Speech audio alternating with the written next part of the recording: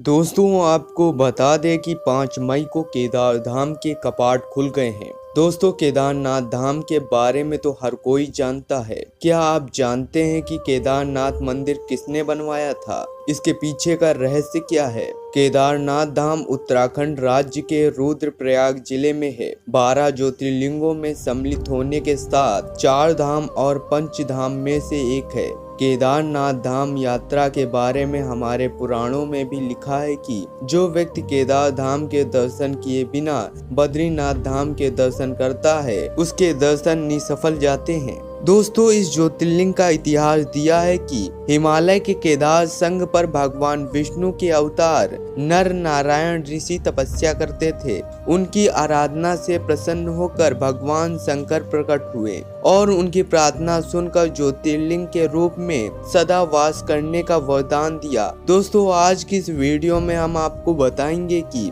केदारनाथ धाम किसने बनवाया और इसका निर्माण किस प्रकार हुआ। चलिए आज का वीडियो शुरू करते हैं, लेकिन उससे पहले आपसे हाथ जोड़कर निवेदन है कि चैनल पर नए हैं तो चैनल को सब्सक्राइब कर दें और बगल वाले बेल आइकन को ऑल पर सिलेक्ट कर दें और कमेंट में हर हर महादेव लिखना मत भूलिएगा। चलिए आज का वीडियो शुरू करते हैं। कुरुक्षेत्र की भूमि पर 18 दिनों तक लड़े गए महाभारत के भीषण युद्ध के बारे में भला कौन नहीं जानता। इस युद्ध में सभी रिश्तों की बलि चढ़ गई।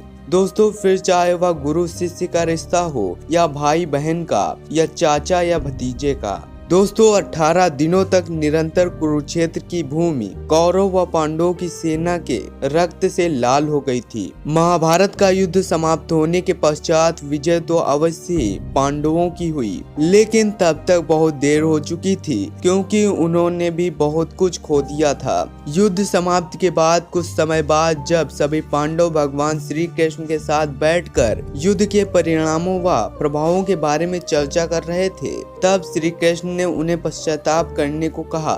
श्री कृष्ण के अनुसार पांडवों के ऊपर गोत्र हत्या का पाप चढ़ चुका था, लेकिन इसके लिए उसका पश्चाताप करना अवश्य था। इसके पश्चात सभी पांडव भगवान श्री कृष्ण की आज्ञा से भगवान शिव से मिलने के लिए काशी नगरी चले गए। दोस्तों भगवान शिव पांडवों को अपने दर्शन नहीं देना चाहते थे, इसलिए वे पांडवों से भाग रहे थे। उन्होंने पांडवों से बचने के लिए एक बैल का रूप ले लिया और वहां विचरण कर रहे अन्य भैंसों के समूह में जा मिले, लेकिन पांडव पुत्र भीम ने उन्हें पहचान लिया और भगवान को पकड़ने लगे। इसके बाद भगवान शिव ने प्रसन्न होकर पांडवों को साक्षात दर्शन दिए और उन्हें गोत्र व शत्रु हत्या के पाप से मुक्त कर दिया। इस बीच भगवान शंकर भूमि में घुसने लगे और भीम ने उनका पृष्ठभाग ही पकड़ लिया। इसलिए केदारनाथ में भगवान शिव के स्वयंभू लिंग के पृष्ठभाग की पूजा की जाती है। इसके बाद पांडवों के द्वारा ही इन 5 जगहों पर शिवलिंग की स्थापना कर शिव मंदिरों का निर्माण करवाया था। इससे भगवान शिव सभी पांडवों